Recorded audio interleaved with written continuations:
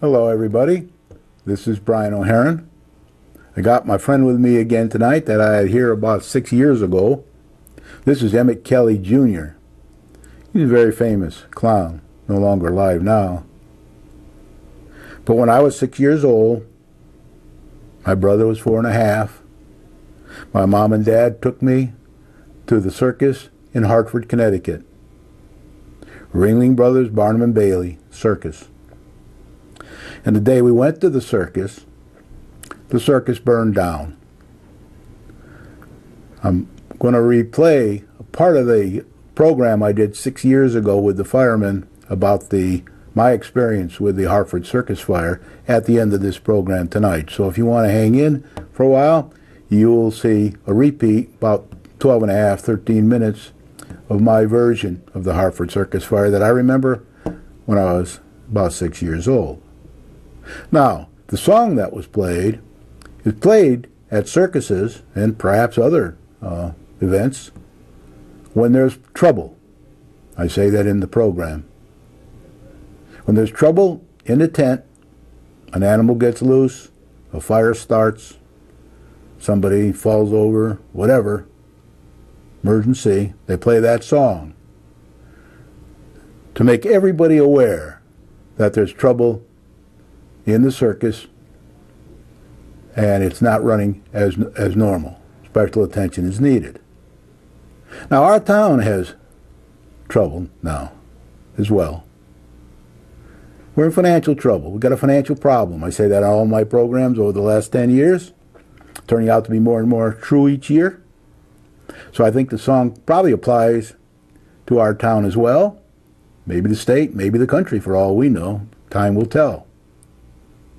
So tonight, I'm going to be talking a bit about our town, a couple of the events coming up in the town, a questionnaire that's going out in the town,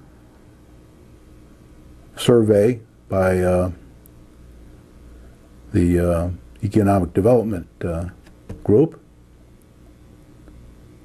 and then I'm going to replay that 12 and a half minutes. But I do want to say up front that when the firemen were on with me 6 years ago, the chief and the assistant chief, fire department, they presented their 5-year plan that they had recently given to the selectmen. That's how I found out about it. So the second half of that original program, or even more, 3/4 of it, was the firemen explaining their plan. And I just want to tell you, I dropped by the fire chief the other day, and he said most of the plan was achieved, probably 60-70%, maybe 60%, whatever, for various financial reasons and other reasons. Some of it wasn't done, but now they're putting together another 5-year plan, and maybe sooner or later we'll have them on, and we will have them go through their plan and hope they achieve the next 5-year plan. So now I'm going to switch to a clip from a recent selectmen meeting. So lastly, managing budgets, building cash reserves, and growing fund balance, those are goals of this finance board, and more importantly, they're objectives that regardless of who's sitting in these chairs, we have to continue to do for the next several years and beyond. Now, I'm going to remind you of a few things tonight. Marcia just explained what the priorities were here for our finance board, You already know what I think about the Finance Board because I've explained it on many programs, and some of them are being repeated from time to time over the years. But we have a very strong Finance Board now. We should keep it that way. And I think we ought to make sure that everybody that can votes in the next election, which is, I got the number here on a slide. It's going to be a special election to see if we want to keep Marcia Sterling and Glenn Albanese in the job, or if we want to reap to Democrats that I personally don't think are qualified to be on the Finance Board, on our Finance Board at this particular time when we're in this deep a financial situation. So if we can have the next slide. The major election will be on September 13th, 2014. It's on a Saturday. The best I know, it's going to be from 6 to 8 p.m. If it changes from that, I will update it on a future program before the election. I was told that by the town hall today, but they still need to confirm that 6 to 8 p.m. And they think it's going to be at Pearson School, although they're not positive about that either yet. They're still trying to pin that down. So it'll be there, either there in the town hall or some other place where they pick. But we will update you over time, and I'm sure you'll see things in the newspaper, and I'm sure you'll see other announcements. It'll be talked about quite a bit by everybody. There'll be campaigning. There'll be programs on television. There'll be everything to try to see who we pick to stay on our Finance Board until the next major election, which is next year, when we vote for Finance Board members and selectmen again. And remember, I always say that our Finance Board is 90% of our issues in this town. We're in a deep financial problems, and we're going to be there for quite a while. So we need to keep people in that know how to do the job, that have an economic background, that know how to manage money, and are financial people, and preferably manage conservatively, as she said in her little clip, and we keep going straight forward until in some years from now we poke our head out of this abyss that we're in right now. Okay, my choices will be Marcia Sterling, who's in there now as mayor. She's got a wonderful background, which you're all aware of now. She should stay. Not only should we re-elect her over the other candidates at the election, but we should do it again next November and the following election 2 years later, because it's going to take 5 or 6 years, maybe more, maybe 10, to get this whole thing squared away and off and running and balanced. There's a lot of work to be done over time. Some of it we'll talk a bit about tonight. Glenn Albanese is also running. He's also an existing Finance Board member and selectman.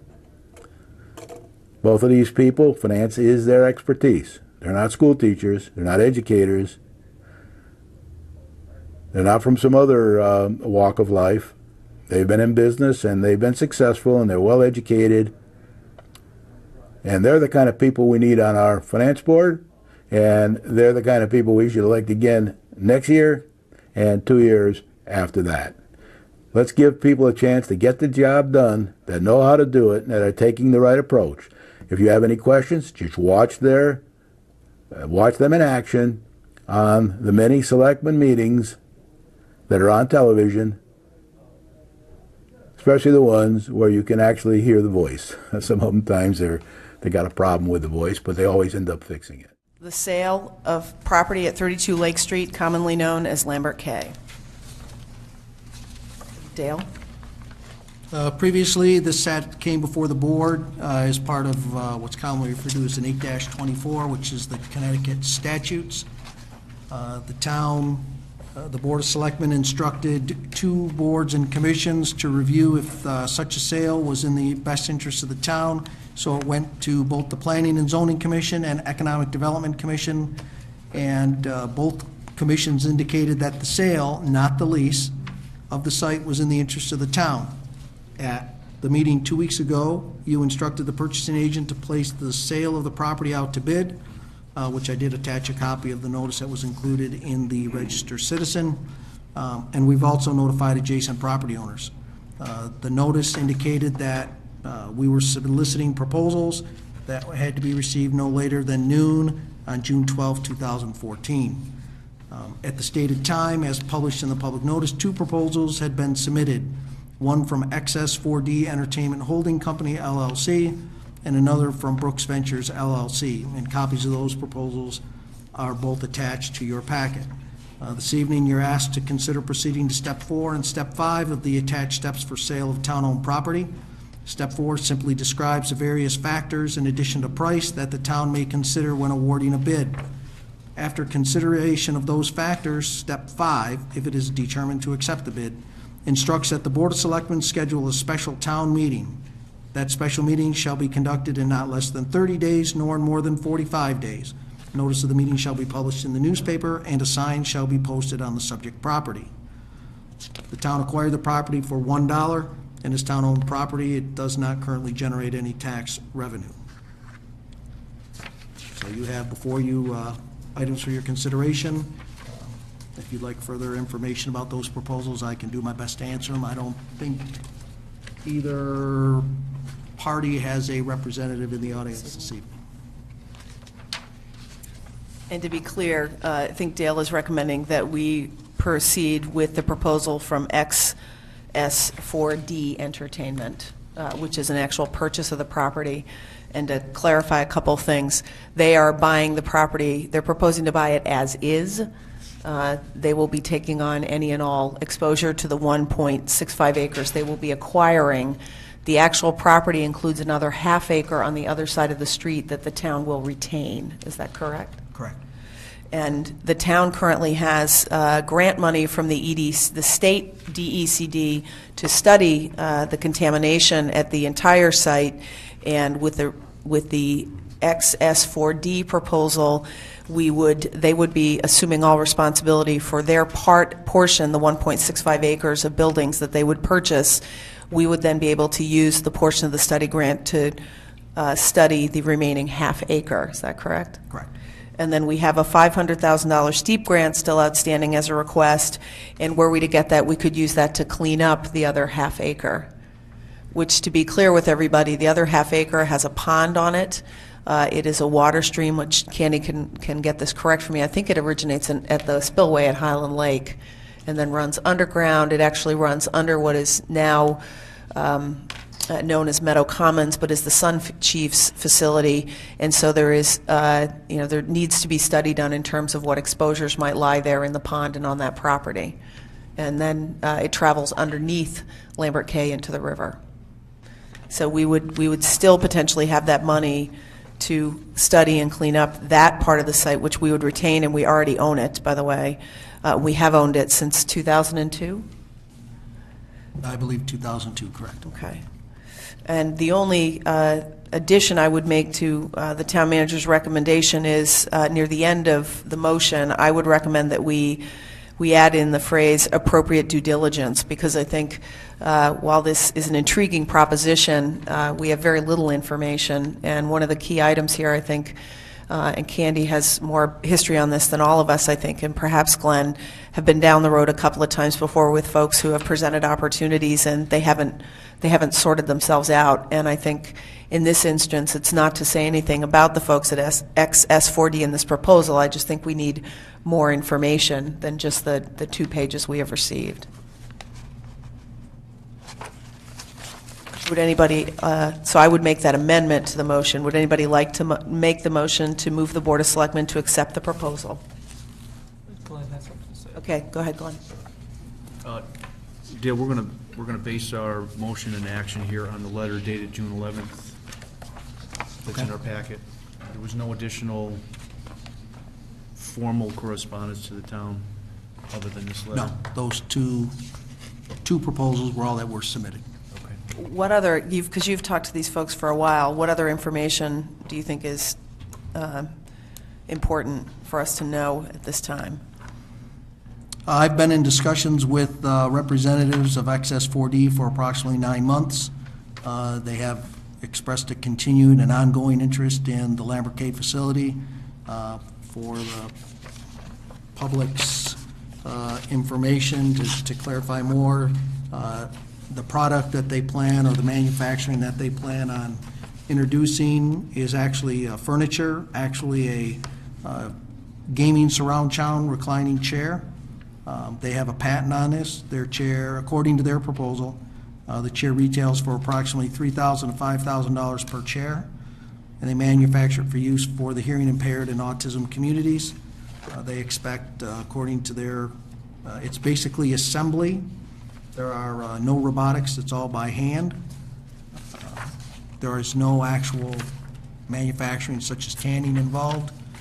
It says they would commence redevelopment, and based on permitting, equipment availability, they would have the redevelopment completed within 6 to 8 months.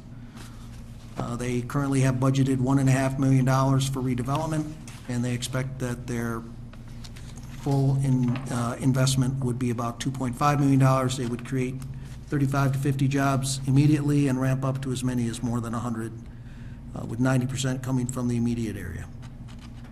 So, And again, as Glenn's pointing out, we have, we have a few pages to describe this, but not a lot more information, which is why I think we need to, in the process of having Kevin do the legal work for us, also do, gather more information on the company itself. Do you have another? Yeah, and assuming that's going to happen, I would imagine, Dale, that Kevin will make some suggestion or recommendation to us regarding the timeline, so we can ask for the project to be at a certain point in a fair amount of time, so that it's just not open-ended. Divide the project. right, that's what the town attorney and I talked about, and that was what his inclusion, the motion was drafted by Kevin, and that was his thing to say, with additional terms deemed necessary by the town attorney, so we can set some threshold dates, some drop-dead dates that say, okay, if you say you're going to do it in 6 to 8 months, what kind of progress are we going to see in 2 months, what are we going to see in 6, and so on and so forth. So would that language come back to us at some point, Dale, to review and revise, or? No, Go to the town meeting. goes to the town meeting. So once we pass it along to Kevin, it's up to him to write the language, Correct, and then it goes to town meeting. correct. Thank you.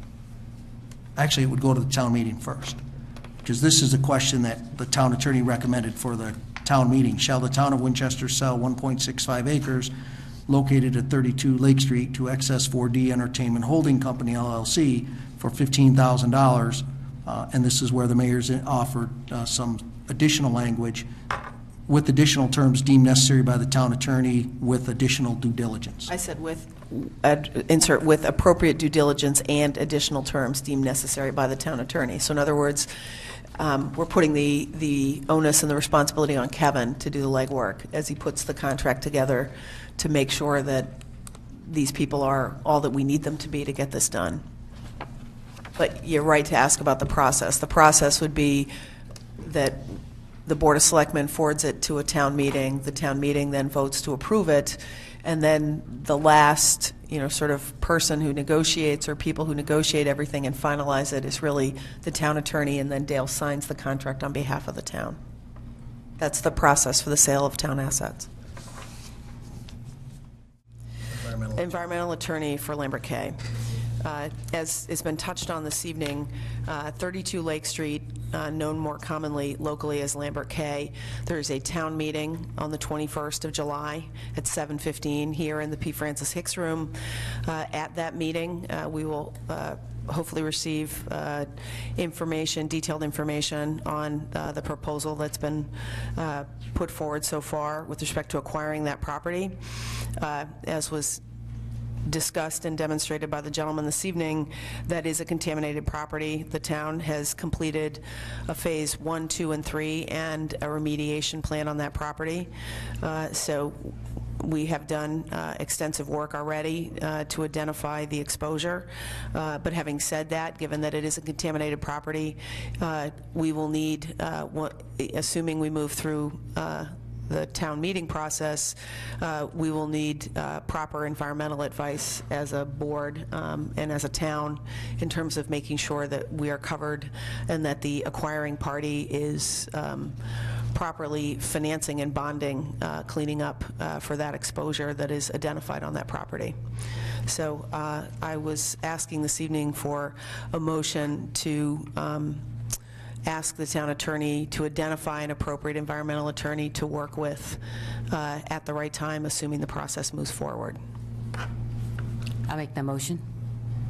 Do I have a second? I'll second it. Dan seconds. Is there any other questions or comments?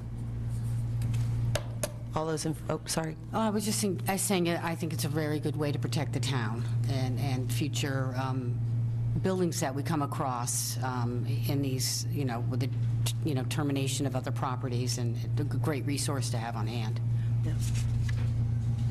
Yeah, I agree. I think in a few conversations that we've had recently, the sage advice by some people that have been doing this for a long time is to lawyer up. And I think it's prudent that we, as a board, act on that. Yeah, in the context of the brownfield loan facility that the town has and administers, we've been working through some questions and issues on various buildings, and that was the advice with respect to all of the properties of this type. So any more questions or comments?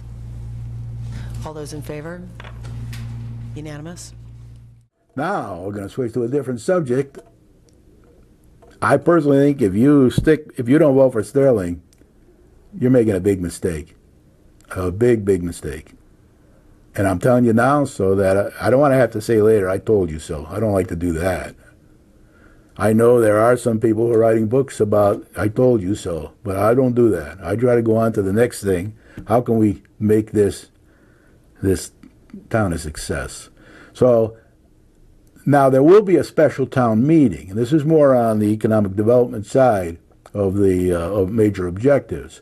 A special town meeting on July 21, that's just a few weeks away, 2014, and it'll be held in the P. Francis Hicks room in the town hall. Now that room only holds 81 people max, and usually if they have a town meeting there and they get more than 81, they have to move. They have to move to Pearson, or they have to move to Gilbert, or they have to move, or maybe even postpone to another day. I don't know all the rules, but so I'm a little concerned about why they chose the P. Francis Hicks room, but they did do it. So on July 21st at 7:15 p.m., try to get there earlier so you can get your voting card and all that kind of thing. I would try to get there half an hour early if you can, or 15 minutes early.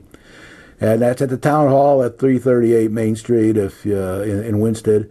And if you go there, you'll get a chance to listen to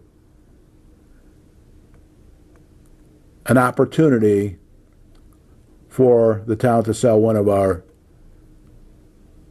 buildings in town that's dilapidated. It has a lot of environmental problems, and we need to get it off the town books. We own the thing. We bought it for $1 20 years ago. We had many years of trying to unload it. First they wanted to make it into town buildings and things. That got turned down at referendum. It was about an $8 or $9 million expense, one way or another, bond expense.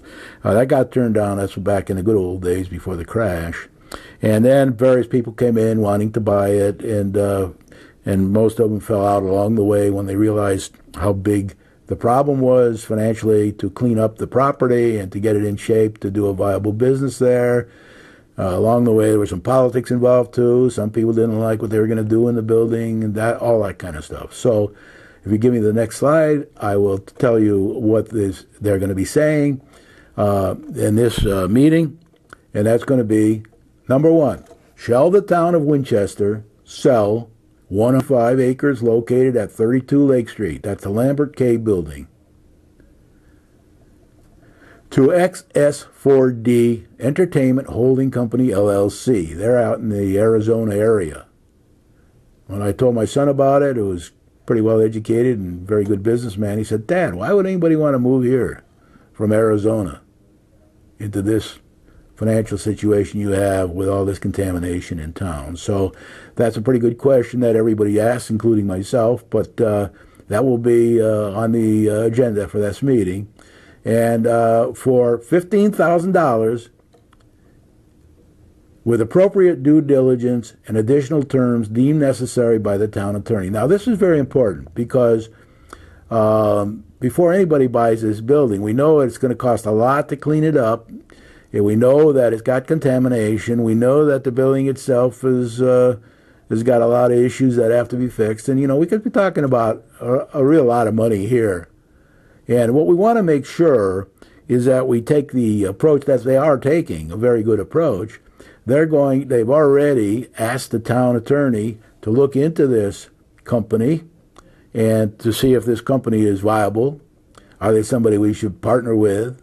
Are they somebody, when I say partner, I don't mean own their company, I just mean they'll be in our town and we'll have to work with them to help make them successful, and they'll have to do the same with us. Do they have a good track record? Have we checked with their bankers? Are they positive? Are they a well-run company? All that kind of thing. Well, we don't have the answers to many of those questions.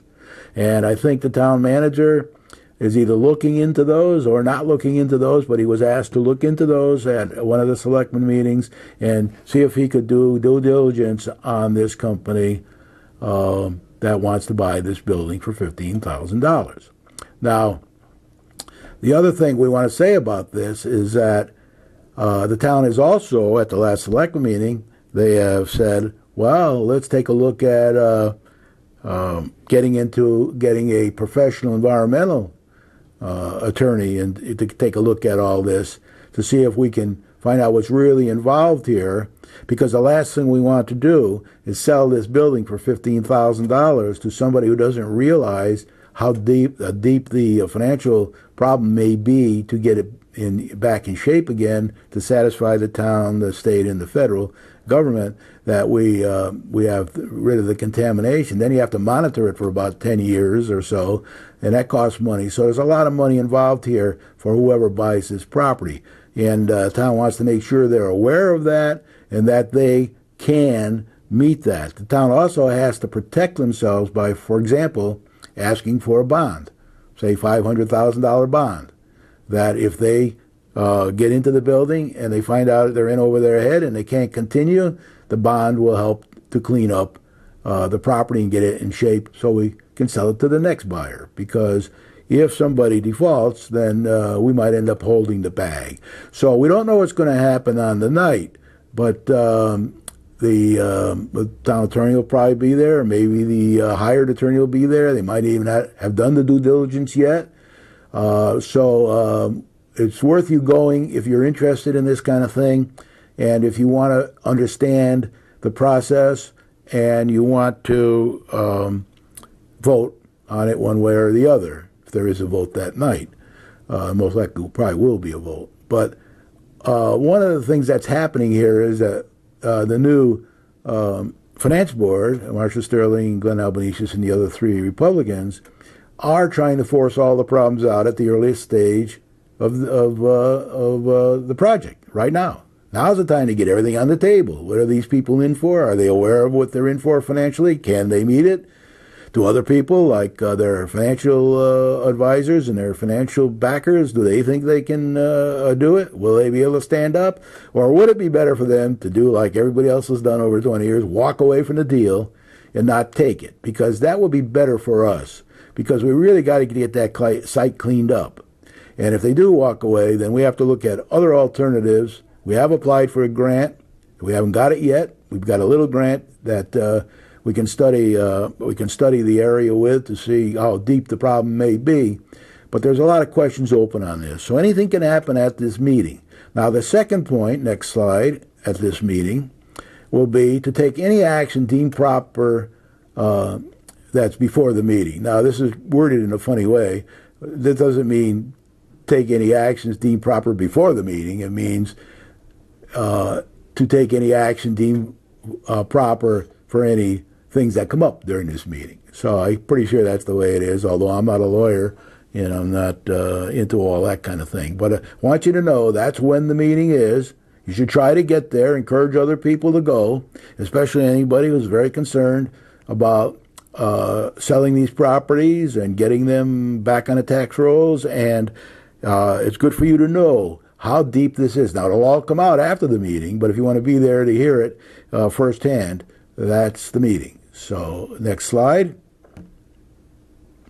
Okay, now the also has a survey out right now. That's also part of growing the grand list, which is one of the highest priorities the finance board has.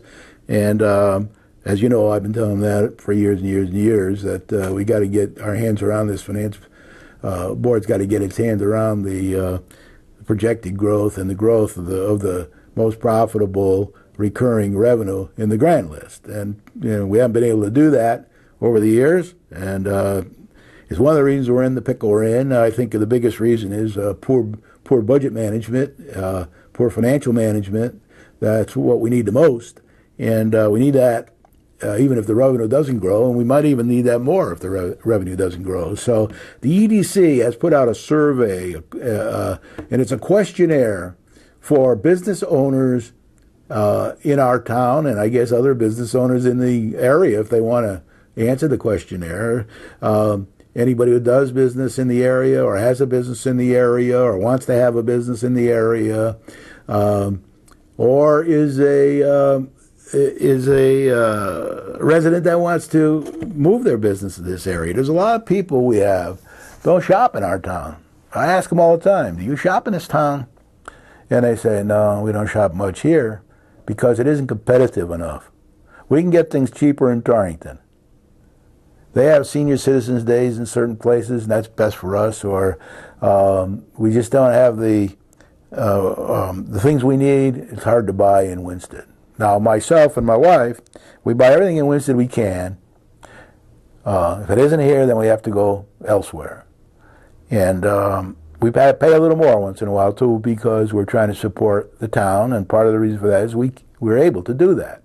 Some people are not able to do that. So the EDC is circulating a 3-page survey. I think I heard on the TV the other night they're giving it to about 80 people so far.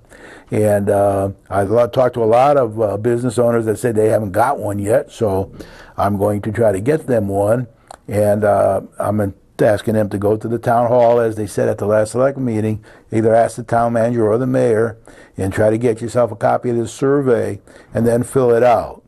Now, there are several issues on this survey. They're trying to get feedback so they can see how to steer this town, get this information out while the finance board's really strong, have a strong look at it from the finance board level and the EDC and everybody else in town, and try to see what's necessary here for us to try to get out of this conundrum we're in financially.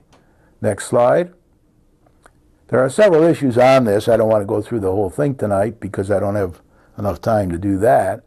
But there's an introduction by the members of the EDC that put this form together and that are passing it out around in person, around to the businesses. And I think, from what I heard, they have concentrated a little more on Main Street and maybe even the industrial parks. But a lot of the other areas, even right off of Main Street, didn't get a copy. So I'm bringing that to everybody's attention so they can get everybody who wants get a copy of this, and then they could fill it out. So there's a general questions, small piece on the first page. Then there's a marketing and business development section where they ask a lot of questions. They ask, how do you like working with the Friends of Main Street? Are they helping you? How do you like working with EDC? Are they helping you? And there's a whole list of questions like that on there.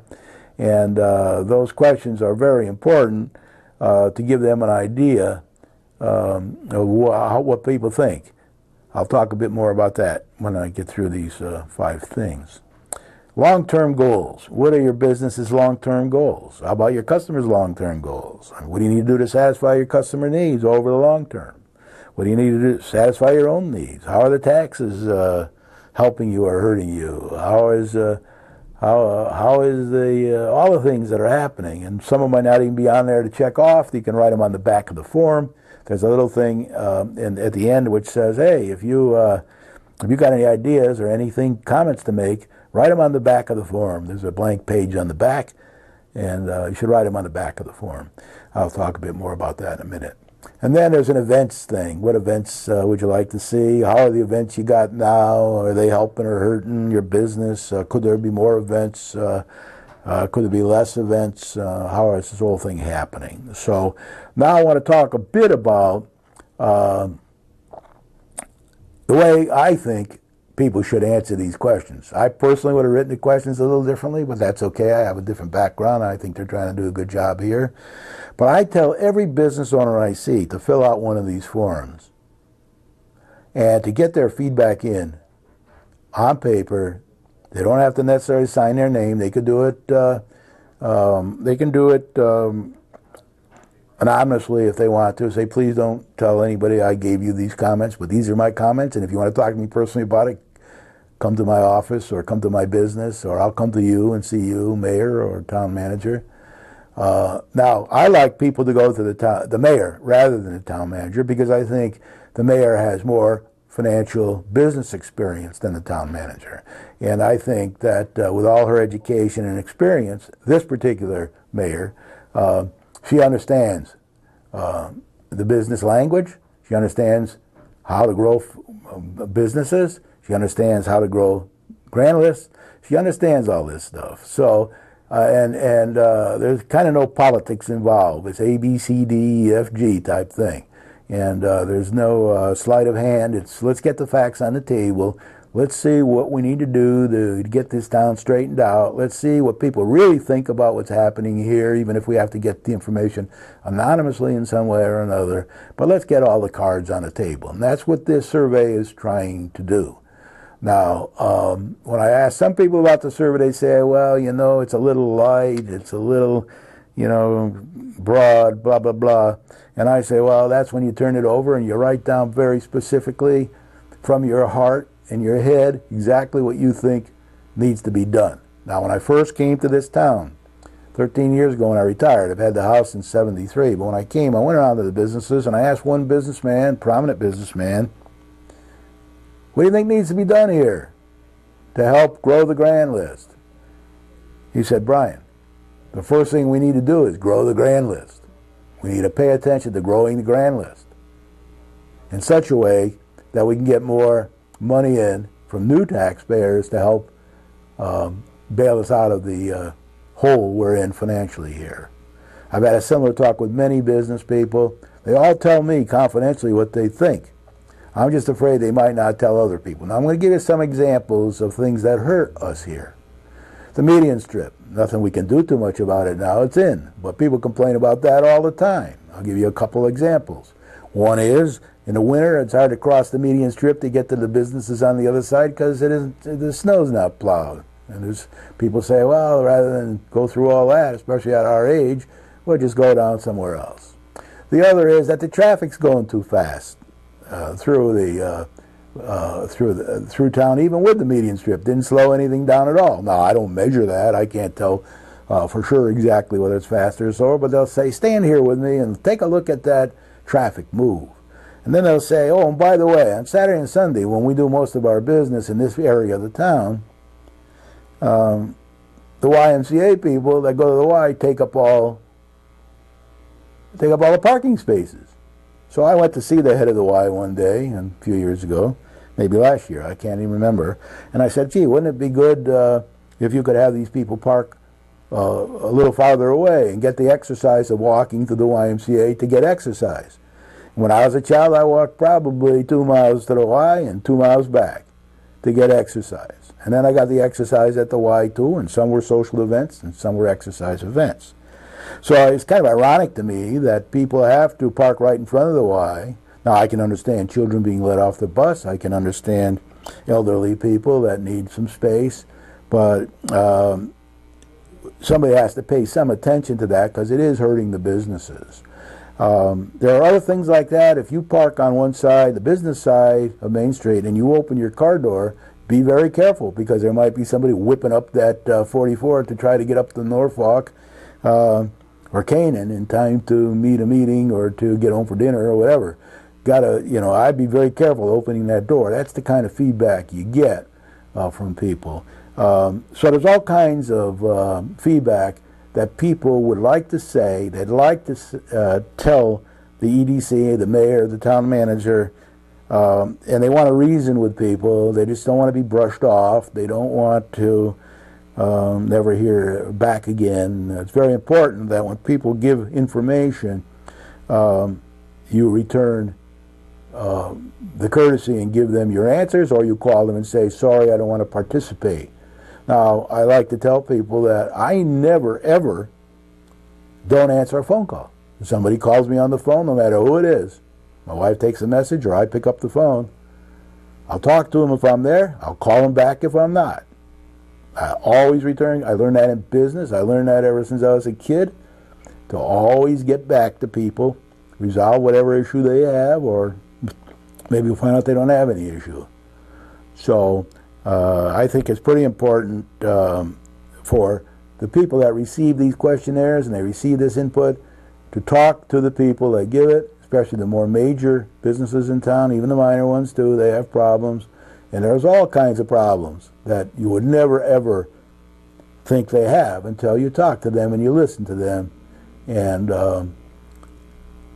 reason with them, and then try to do what's best for everybody. Do what's best for the businesses, do what's best for the customers, do what's best for the residents, do what's best for the taxpayers, and do all that kind of thing. So I would encourage you, if you are interested at all, and you have feedback, and no matter how crazy it might seem to you, this is called management by exception.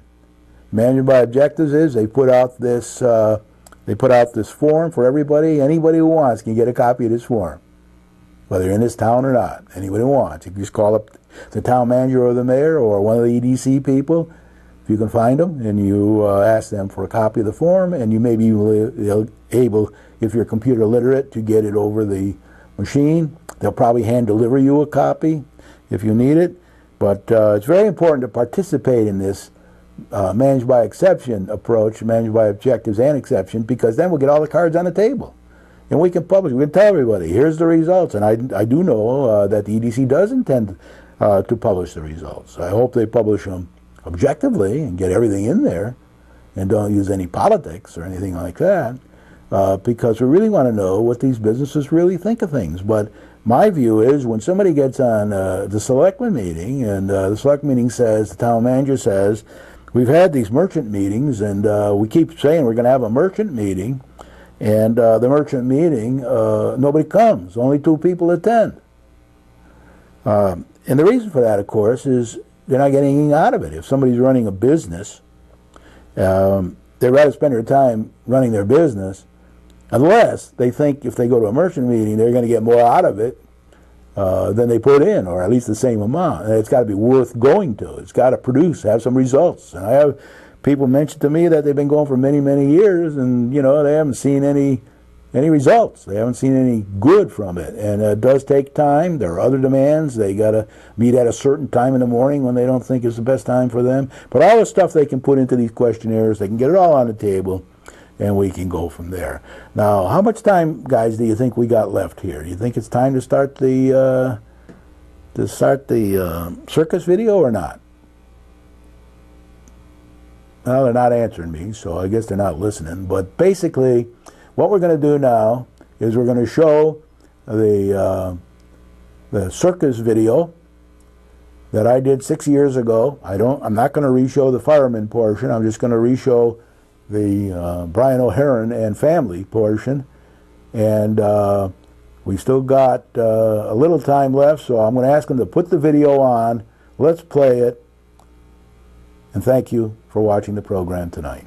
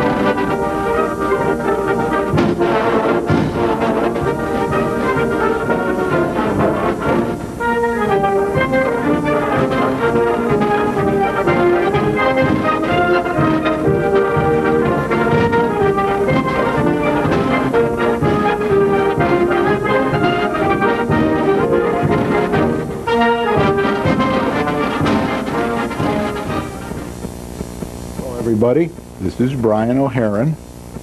You just heard John Philip Sousa's Stars and Stripes Forever, which will have major significance in tonight's program. In July of 1944, I was 6 years old, and my brother Dennis was 4 1/2 years old.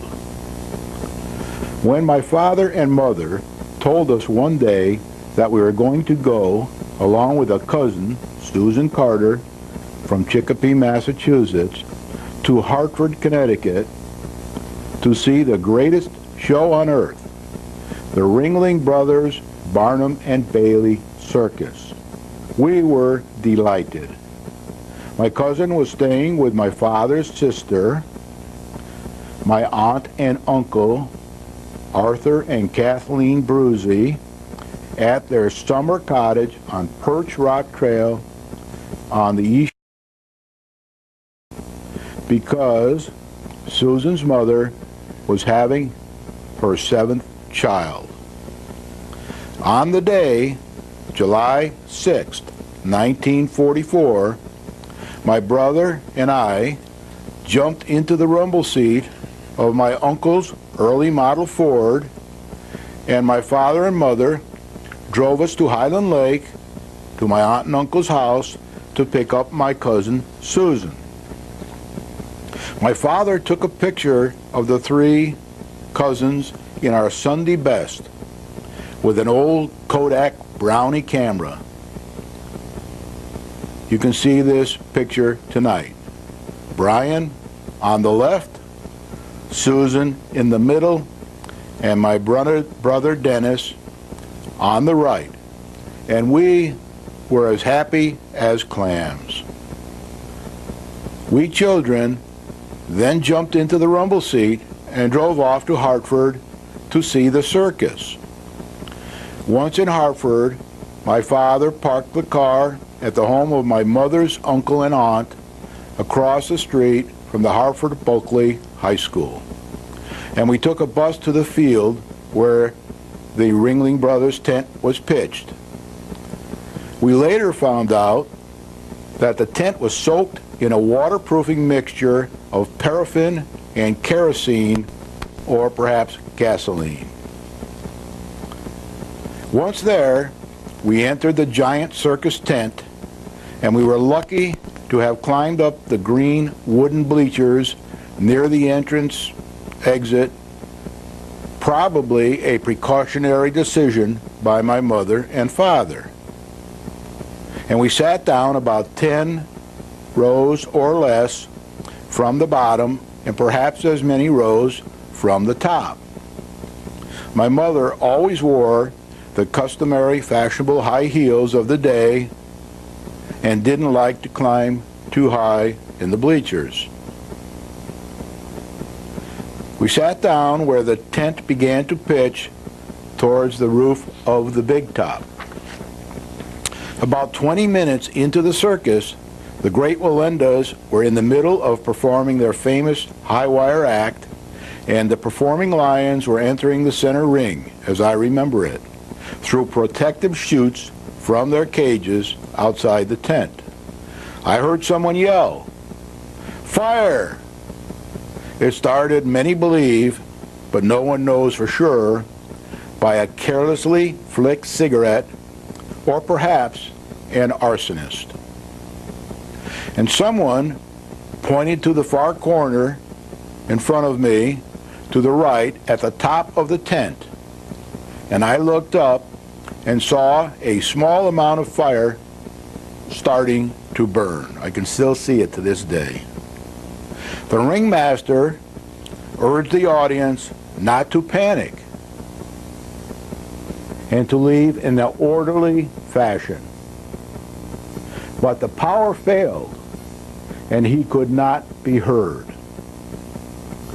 The circus band leader, who is said to be the first person to spot the flames immediately, began to play "The Stars and Stripes Forever," the song that you heard at the beginning of the program tonight. The tune that you heard tonight, "Stars and Stripes Forever," is traditionally used to signal distress to all circus personnel when there is a problem during the program. The panic began as the crowd began to flee the big top. Luckily, my father and mother did not panic. I'd never known them to panic.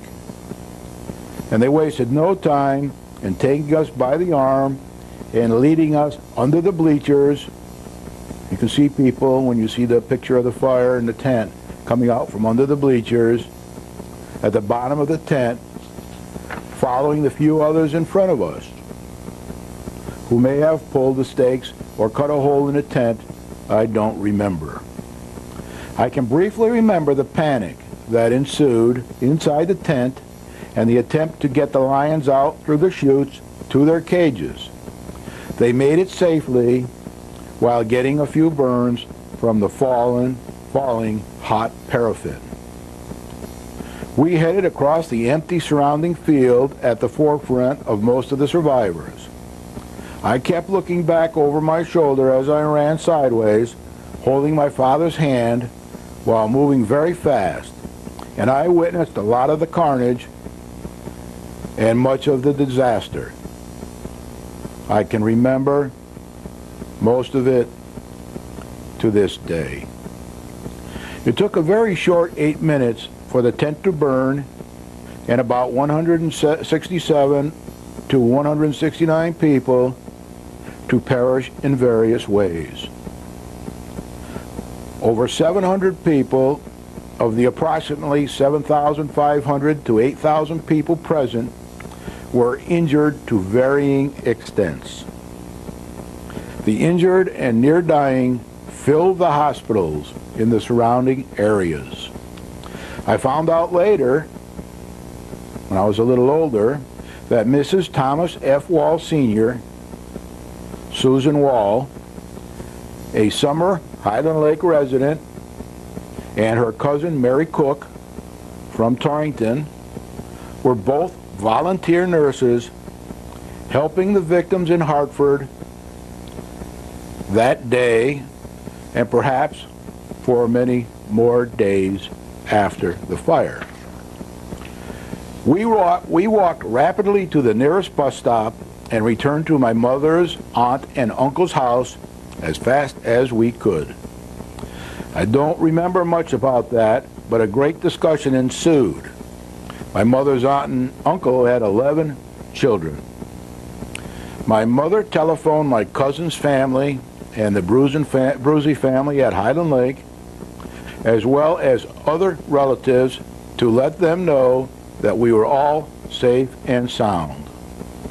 Many years later, when I wrote about my experience in a paper required for a high school English class, my teacher didn't believe me. When I mentioned this to my mother, she quickly produced evidence that she had returned the ticket stubs to the circus because they said they would donate a certain amount to charity for each returned ticket stub. She said, "Show the teacher a copy of this document," proving that she had returned the stubs. I did, and the teacher never doubted me again. The famous sad circus clown, Emmett Kelly Jr. His character was Weary Willie, invented by his father before him, Emmett Kelly Sr. The sad circus clown was one of the heroes of the fire, being credited with saving many people from the flames. I have a collection of memorabilia that contains the Emmett Kelly Jr. doll that I have here with me tonight. Once, when we were in our early 20s, Joyce and I were in Lake Tahoe to see a performance by Ella Fitzgerald. And Emmett Kelly Jr. was employed there as a greeter. I thanked him for his heroics during the fire, and many times since then, I've wished that I had taken a photograph of him at the time. I have been cautious around fire ever since the circus fire. I dread candles when lit. My wife loves to light candles. And I am very careful and uncomfortable around burning fireplaces. I have them cleaned yearly as a precaution, whether they need it or not. I am very appreciative of the firefighters, the hazards that they face, and the dedication and equipment that they need.